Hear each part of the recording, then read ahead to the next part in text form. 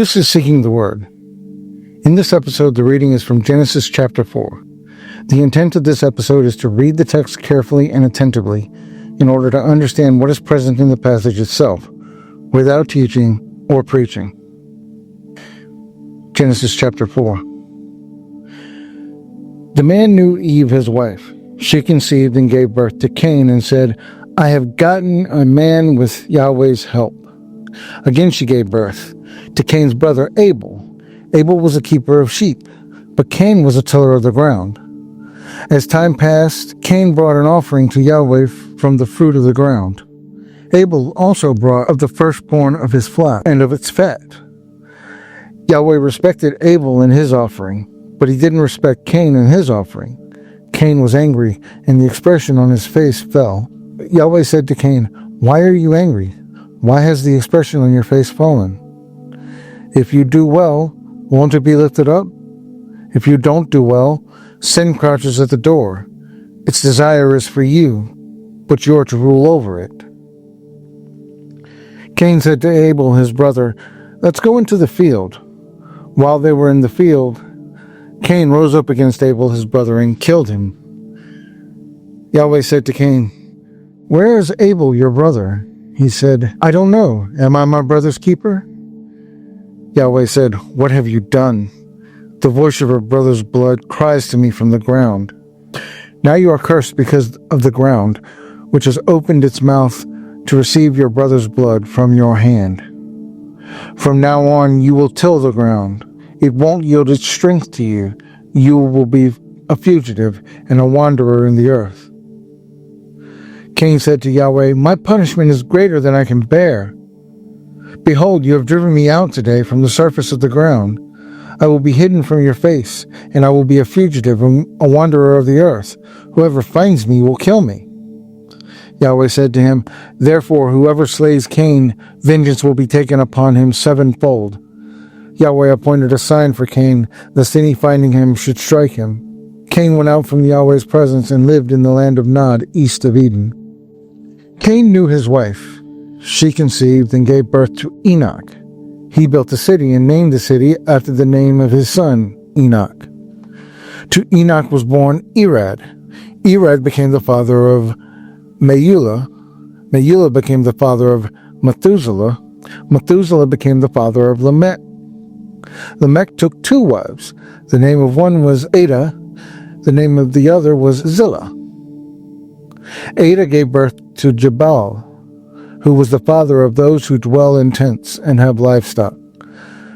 The brother's name was Jubal, who was the father of all who handled the harp and pipe. Zillah also gave birth to Tubal-Cain, the forger of every cutting instrument of bronze and iron. Tubal-Cain's sister was Naamah. Lamech said to his wives, "Adah and Zillah, hear my voice. You wives of Lamech, listen to my speech. For I have slain a man for wounding me, a young man for bruising me. If Cain will be avenged sevenfold, truly Lamech 70-fold." Adam knew his wife again. She gave birth to a son and named him Seth. "For God has appointed me another child instead of Abel, for Cain killed him."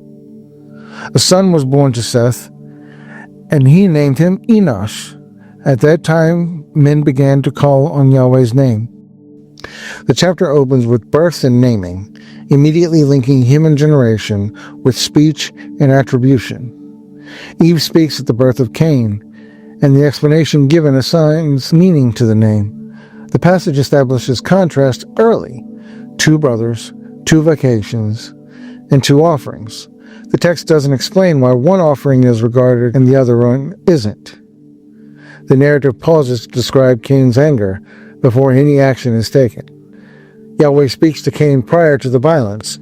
The speech includes questions, conditional statements, and a warning. Sin is described as present and active, but not yet acted upon. The killing of Abel is reported briefly, without description of method or struggle. The text moves quickly from the act to confrontation. Cain's response avoids direct acknowledgement of what has happened. The ground recurs throughout the chapter. It receives offerings, opens to receive blood, and becomes the basis of Cain's curse. The punishment focuses on displacement and instability rather than immediate death.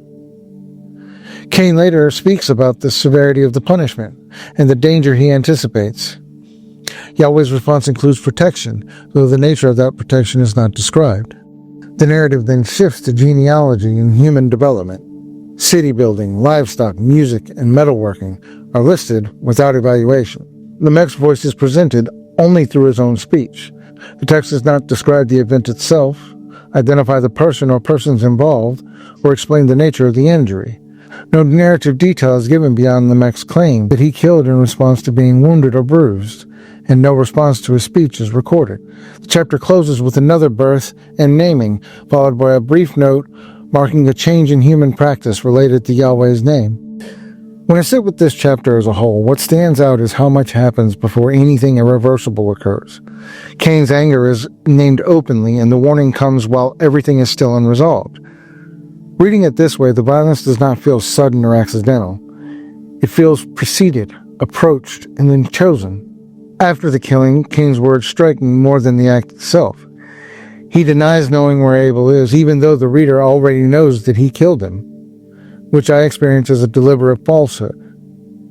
After the judgment is given, Cain speaks only about the severity of the punishment and the danger he faces. The transition that follows is jarring. Moving from murder and judgment into genealogy and human development feels abrupt, almost disorienting. Lamech's act of violence strikes me as odd in how it is placed without explanation.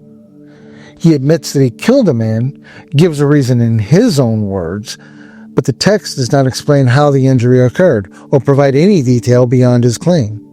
Taken together, this section feels compressed, as though events are being listed rather than explored. The ending reframes the chapter for me. Earlier in Genesis, God is described as directly present and initiating interaction. Here at the end of the chapter, humans are the ones who begin to initiate contact. It feels like a movement away from immediate presence towards a relationship marked by distance, memory, and calling. That completes this episode. The reading will continue next time with the next passage. This is Seeking the Word.